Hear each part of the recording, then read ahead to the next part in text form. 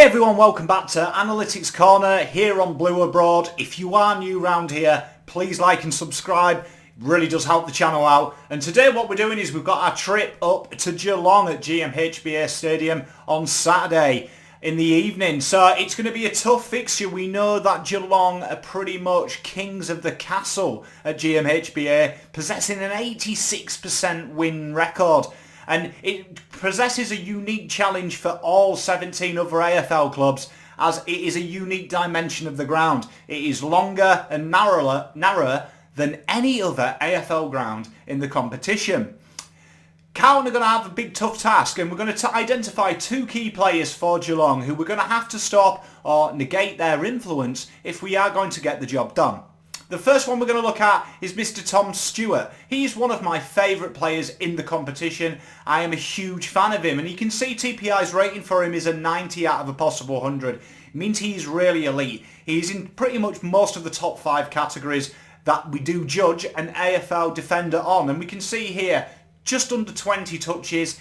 He's more of a kicker than he is a handball.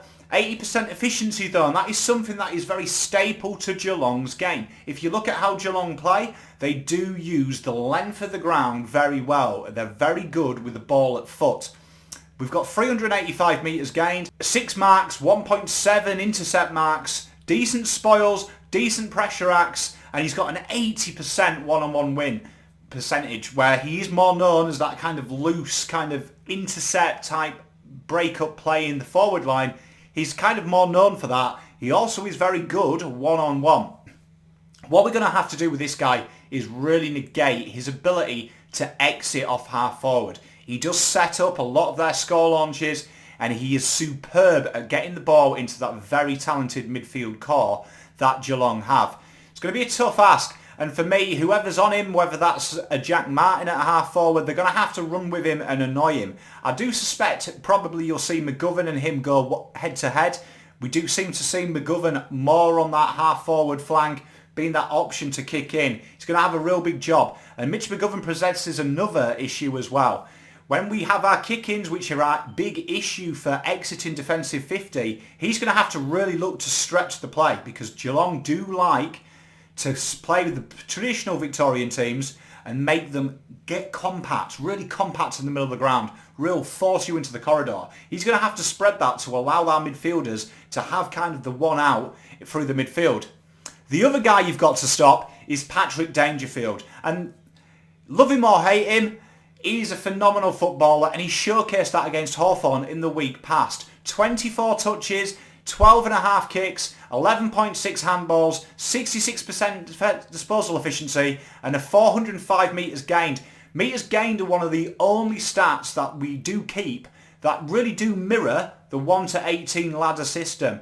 Traditionally, those in the top 8 of the metres gained usually make finals, and you can see why when you've got players like Dangerfield really having elite level numbers. He's not so much known for his ability to play in the contest, but his tough ball things are really high. 13.7 and 9.2 for contested possessions and ground ball gets. Decent clearances, decent tackles, and a bit below average in the pressure acts for a player of his calibre, but 93 out of 100. This guy is a game breaker.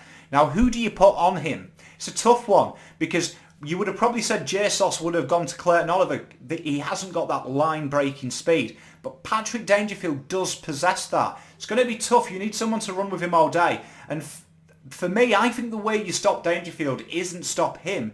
You stop the ball getting to him. So for me, I would be saying that you need to give someone a roll with him. And then looking at trying to alleviate Selwood's influence.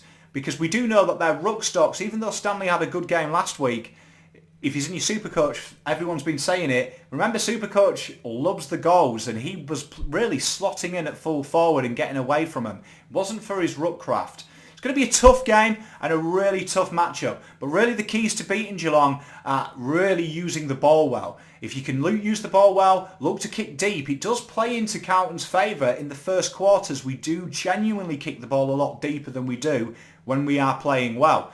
So there is hope there. I'm not saying we'll win, but there is some signs that say it's going to be a real tough job there. Please let me know who you would put on these two boys. Who are you more worried about? We shouldn't be worried about Hawkins. We've got Wheater in. So I predict Hawkins will have another 0 game. I've been Dan. Go Blues.